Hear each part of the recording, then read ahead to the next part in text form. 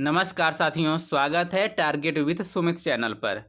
साथियों, हम आपके लेकर आए हैं लूसेंट सामान्य ज्ञान वस्तुनिष्ठ यानी ऑब्जेक्टिव सीरीज। लूसेंट जो बुक है आपकी, उसके सामान्य ज्ञान के ऑब्जेक्टिव प्रश्न इस वीडियो में कराए जाएंगे जो आपकी परीक्षा के लिए काफ़ी महत्वपूर्ण होते हैं। और विषय है वैदिक संस्कृति। इतिहास में वैदिक संस्कृति का यह दूसरा भाग है। तो आपकी जूनियर शिक्षक भर्ती परीक्षा के लिए बहुत ही रामबाण वीडियो होने वाली है यह, तो इसलिए आप आज ही पढ़ लें, आज ही रट लो, है ना। तो आप लोग अपने माता पिता के सपनों को साकार करने के लिए आज से ही पढ़ना शुरू कर दीजिए और अपनी सफलता को प्राप्त करें। तो चलिए स्टार्ट करते हैं आज का वीडियो। तो साथियों, कल हमने 60 प्रश्न कर लिए थे, ठीक है। उसके आगे आज 61 नंबर से हम लोग करेंगे। तो चलिए स्टार्ट करते हैं 61 नंबर प्रश्न को। आज क्या है? ऋग्वेद के किन 6 मंडलों को वंश मंडल गोत्र मंडल कहा जाता है? वंश मंडल या गोत्र मंडल कहा जाता है, किसे कहा जाता है यह आपको बताना है। टूरे मंडल से दूसरे मंडल से 7वें मंडल तक, पहले मंडल से 6ठे मंडल तक, तीसरे मंडल से 8वें मंडल तक, या चौथे मंडल से 9वें मंडल तक। तो यह कहा जाता है दूसरे मंडल से 7वें मंडल तक। ऋग्वेद के किन 6 मंडलों को वंश मंडल या गोत्र मंडल कहा जाता है? दूसरे मंडल से 7वें मंडल तक को वंश मंडल या गोत्र मंडल कहा जाता है। अगला प्रश्न है, किस वेद में जादुई माया और वशीकरण का वर्णन है? आपको बताना है। तो यह है अथर्ववेद में। किसमें है? अथर्ववेद में। आर शब्द इंगित है। आर शब्द इंगित करता है, किसको इंगित करता है? तो यह करता है श्रेष्ठ वंश को। आर शब्द इंगित करता है श्रेष्ठ वंश को। ऋग्वेद में कुल कितने मंडल हैं? आप सभी को पता होगा, यह है 10 मंडल। आर्य भारत में संभवतः आए। कहाँ से आए हैं? आर्य संभवतः भारत में मध्य एशिया से आए। कहाँ से? मध्य एशिया से। अगले प्रश्न की ओर बढ़िए। कौन सा वेद अंशतः गद्य रूप में रचित है? कौन सा वेद अंशतः गद्य रूप में रचित है? ठीक है, गद्य रूप में, गाना, है ना। क्या किस रूप में? गद्य रूप में। तो ऋग्वेद है, यजुर्वेद है, सामवेद है या अथर्ववेद, आपको बताना है। तो यह है यजुर्वेद। सभा और समिति प्रजापति की 2 पुत्रियां थीं। सभा और समिति प्रजापति की 2 पुत्रियां थीं, उनका उल्लेख किस वेद में मिलता है? आपको बताना है। तो यह मिलता है अथर्ववेद में। ऋग्वैदिक युग की प्राचीन संस्था कौन सी थी? ये आपको बताना है। तो यह है विदत। ऋग्वैदिक युग की प्राचीनतम संस्था थी विदत। अगले प्रश्न की ओर बढ़िए। ब्राह्मण ग्रंथों में सर्वाधिक प्राचीन कौन है? ब्राह्मण ग्रंथों में सबसे प्राचीन कौन है? आपके पास 4 ऑप्शन हैं।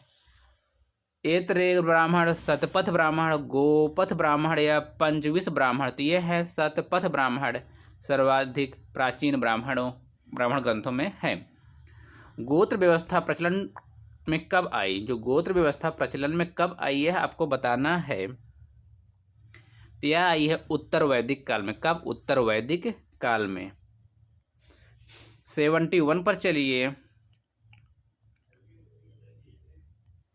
अनुलोम विवाह का अर्थ है। अनुलोम विवाह का अर्थ है, देखिए आप 4 ऑप्शन है, आंसर बताइए।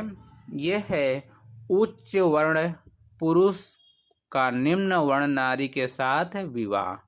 अनुलोम विवाह का मतलब हुआ उच्च वर्ण पुरुष का निम्न वर्ण नारी के साथ विवाह। अगला प्रश्न 72।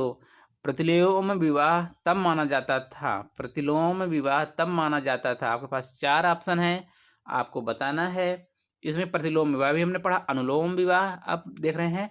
प्रतिलोम विवाह तो यह है उच्च वर्ण की नारी निम्न वर्ण के पुरुष के साथ विवाह कर लेती थी, इसे बोलते थे प्रतिलोम।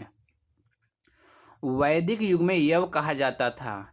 वैदिक युग में यव कहा जाता था। जव को यव कहा जाता था। किसको? जव को यव कहा जाता था। व्रीहि शब्द किसके लिए प्रयुक्त हुआ है? व्रीहि शब्द किसके लिए प्रयुक्त हुआ है? 74 नंबर का ए है ऑप्शन ए सही, चावल। व्रीहि शब्द किसके लिए प्रयुक्त हुआ है? चावल। अथर्व का अर्थ है 75 नंबर, अथर्व का अर्थ है पवित्र जादू। क्या अथर्व का अर्थ है पवित्र जादू? 76 नंबर देखिए, सुमेलित कीजिए। आपको क्या करना है? जोड़ी मिलाना है, ठीक। तो चलिए देखते हैं। शिक्षा, शिक्षा क्या है? ध्वनि शास्त्र है। हम इसके माध्यम से सुनकर ग्रहण कर सकते हैं। कल्पसूत्र है कर्मकांड। निरुक्त है शब्द व्युत्पत्ति शास्त्र यानी भाषा शास्त्र। और छंद है छंद शास्त्र। इसका ऑप्शन नंबर ए सही होता है।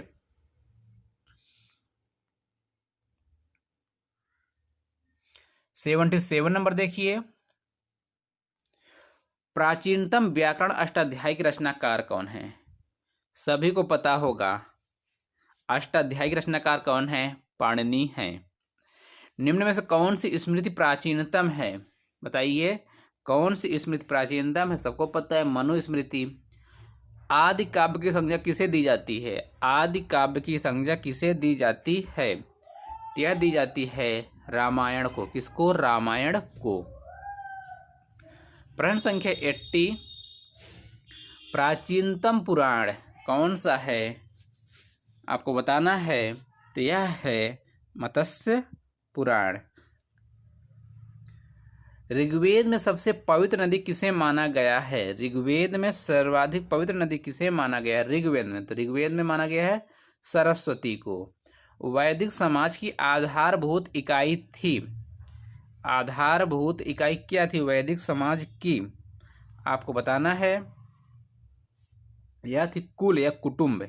इसे हम कहते हैं कुल या कुटुंब। प्रश्न संख्या 83 देखिए,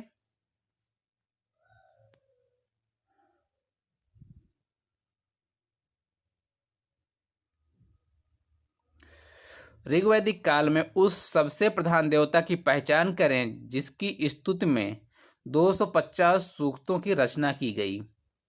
बताइए। ત્યાં है इंद्रदेव। कौन है? इंद्रदेव। किस वेद में सभा को नरिष्ठ अर्थात सामूहिक वाद या अनुलंघनीय कहा गया है? किस वेद में कहा गया है? आपके पास चारों वेद है। चारों वेद तो आपको याद होना ही चाहिए, याद होंगे। इनमें बताना है आपको अनिष्ट अर्थात सामूहिक वाद विवाद का अनुलंघनीय कहा गया है। यह है अथर्ववेद में। किसमें? अथर्ववेद में।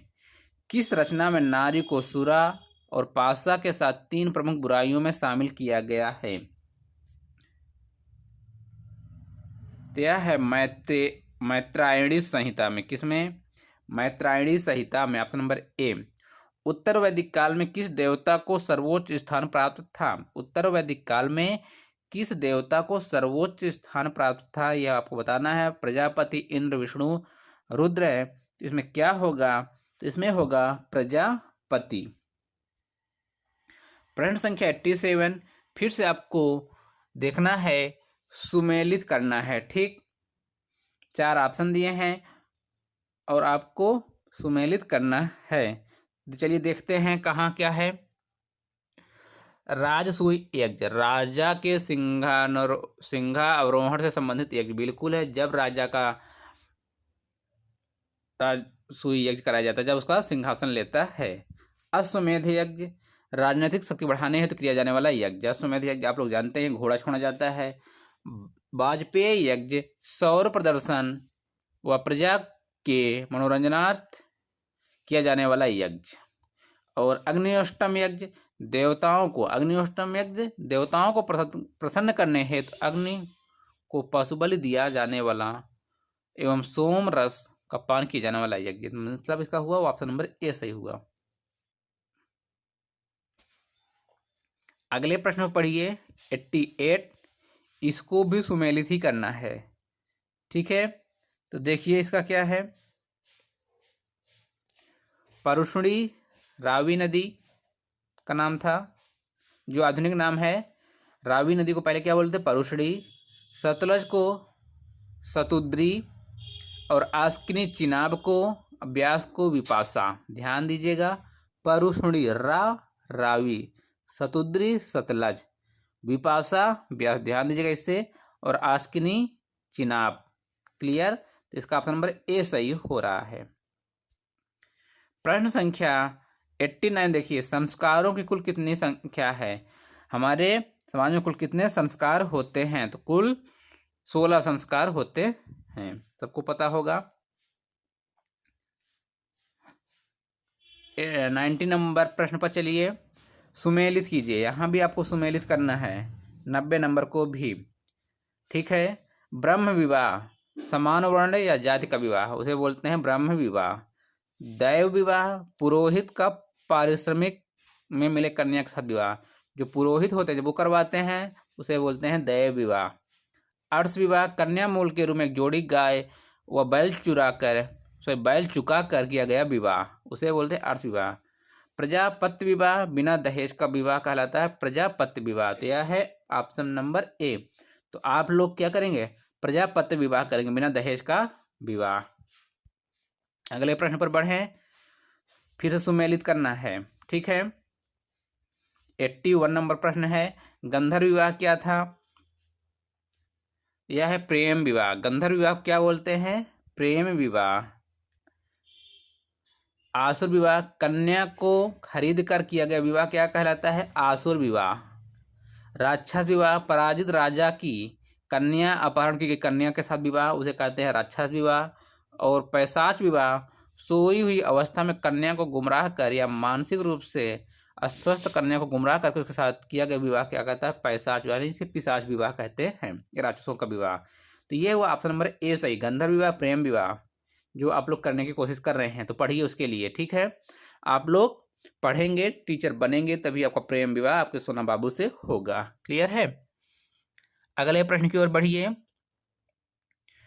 3 ऋण में शामिल नहीं है। 3 ऋण में कौन सा इसमें एक ऋण है जो शामिल नहीं है? वो आपको बताना है। देव ऋण, पितृ ऋण, ऋषि ऋण, मातृ ऋण ऋण में शामिल नहीं है। ऋग्वैदिक काल से संबंधित मृदभांड संस्कृत है, बताना है आपको। यह है गेरुभरणी मृदभांड OCP संस्कृति। क्लियर? अगले प्रश्न पर चलिए। उत्तर वैदिक काल से संबंधित मृदभांड संस्कृति है, कौन सी है बताइए? तो यह है चित्रित धूसर मृदभांड संस्कृति, ऑप्शन नंबर बी सही है इसका। Clear? Option number B. Haryana प्रांत में चित्रित धूसर मृदभांड PGW स्थल किस स्थान पर हाल में किए गए उत्खननों के से प्रकाश में आया? ये कहाँ है? तो ये है भगवानपुर में। कहाँ है? भगवानपुर में। प्राचीनतम विवाह संस्कार का वर्णन करने वाला विवाह सूक्त किसमें पाया जाता है? तो ये पाया जाता है ऋग्वेद में।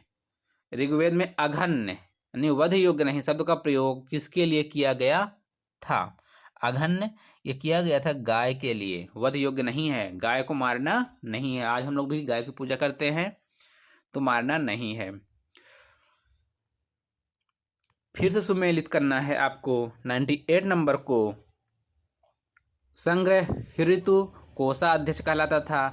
भाग दूध है, यह कर संग्रहकर्ता कहलाता था। और छता छत्री यह कहलाता था आपको प्रतिहारी राजप्रसाद का रक्षक। और अछवाप कहलाता पांसे के खेल में राजा का सहायक। तो इसका नाम ऑप्शन नंबर ए सही है। प्रश्न संख्या 99 की ओर बढ़िए।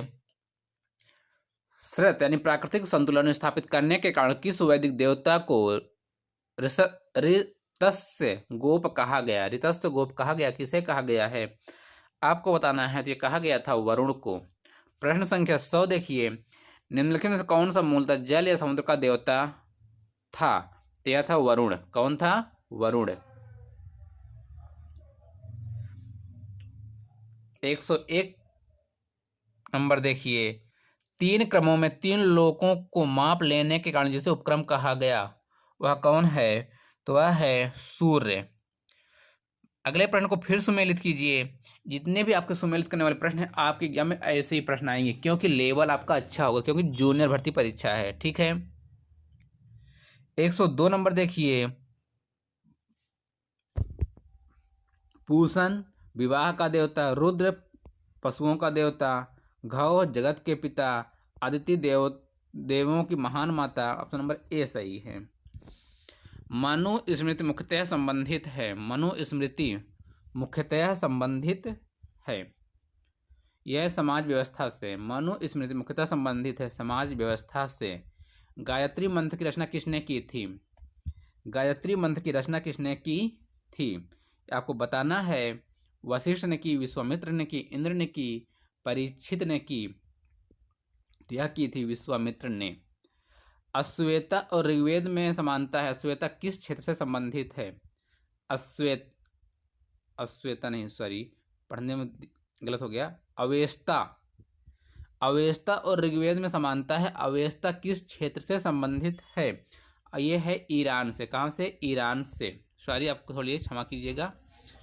निम्नलिखित में से कौन सी एक ऋग्वैदिक आर्यों को लाक्षणिक विशेषता नहीं है? आर्यों की लाक्षणिक विशेषता नहीं है, वह आपको बताना है। वे अश्वों, रथों एवं कांस के उपयोग से परिचित थे। बिल्कुल सही।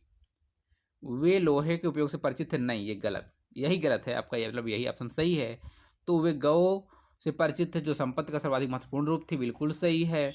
वे ताम्र और आधुनिक हल फाल के उपयोग से परिचित थे। हाँ, बिल्कुल सही है। 107 नंबर। ऋग्वेद में निम्नांकित किन नदियों का उल्लेख अफगानिस्तान के साथ आर्यों संबंध का सूचक है? ये बताइए। 107 नंबर। तो यह है कुंभा नदी। कुंभा नदी कहाँ है? काबुल में। प्रश्न संख्या 108। धर्म तथा ऋत भारत की प्राचीन वैदिक संस्कृति के एक केंद्रीय विचार को चित्रित करते हैं। इस संदर्भ में निम्नलिखित कथनों पर विचार कीजिए। आपको विचार करना है, उसके बाद आंसर बताना है। धर्म व्यक्ति के दायित्वों एवं स्वयं तथा दूसरों के प्रति व्यक्तिगत कर्तव्यों की संकल्पना था। ऋत मूलभूत नैतिक विधान था, जो सृष्टि और उनमें निहित सारे तत्वों के क्रियाकलापों से संचालित करता था। बिल्कुल दोनों सही है, इसलिए ऑप्शन नंबर सी सही हो रहा है इसका। आर्यों के आर्कटिक होम सिद्धांत का पक्ष किसने लिया? आर्यों के आर्कटिक होम सिद्धांत का पक्ष किसने लिया? आपके पास 4 ऑप्शन दिए गए हैं, उनमें से बताना है। पार्जिटर, एसी दास, बीजी तिलक या जैकोबी। तो ये लिया था बीजी तिलक ने। प्रश्न संख्या 110। इसको भी हमें सुमेलित करना है। वैदिक नदियां, उनका अब जो नाम है, आधुनिक नाम, उसे सुमेलित करना है। चलिए स्टार्ट करते हैं।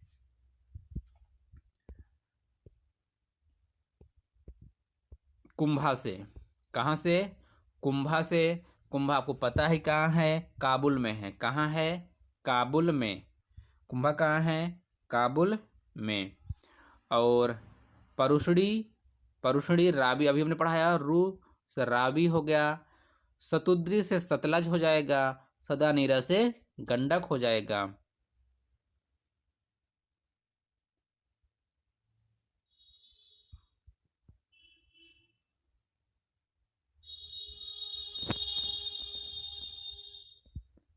देखिए एक मिनट फिर से, इसका कुंभा हो जाएगा काबुल। ठीक। परुषणी से क्या हो गया आपका? रावी हो गया। और हाँ, सदानीरा से गंडक, सुताद्री से सतलज। बिल्कुल सही किया था हमने, और ये ऑप्शन नंबर बी सही है। ठीक है। यूपी पीसीएस 2011 कब आया था? 2010 में प्री में आया हुआ प्रश्न है। ठीक है। तो आपके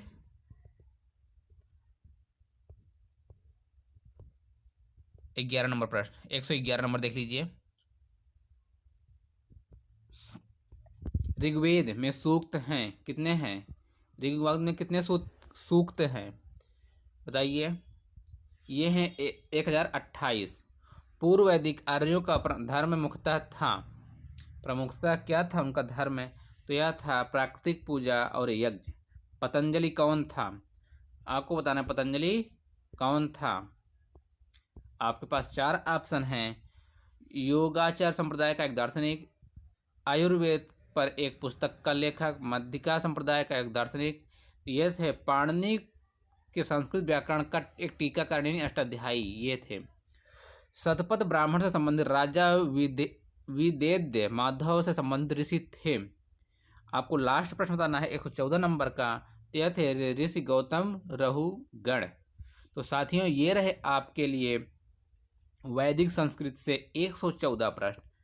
मुझे उम्मीद है आप किसी भी एग्जाम की तैयारी कर रहे हो, आप पीसीएस, यूपीएससी किसी भी एग्जाम की तैयारी कर रहे हो, इसके बाहर से जाने वाला नहीं है, क्योंकि इसमें हमने पुराने प्रश्नों को भी लिया है और नए प्रश्नों को भी शामिल किया हमने। क्या ये आपको कराया जा रहा है लूसेंट का सामान्य ज्ञान, उसको, है ना। इसमें सभी प्रश्नों को लिया गया है। तो आपको वीडियो देखने के धन्यवाद। जय हिंद, आपका दिन शुभ हो।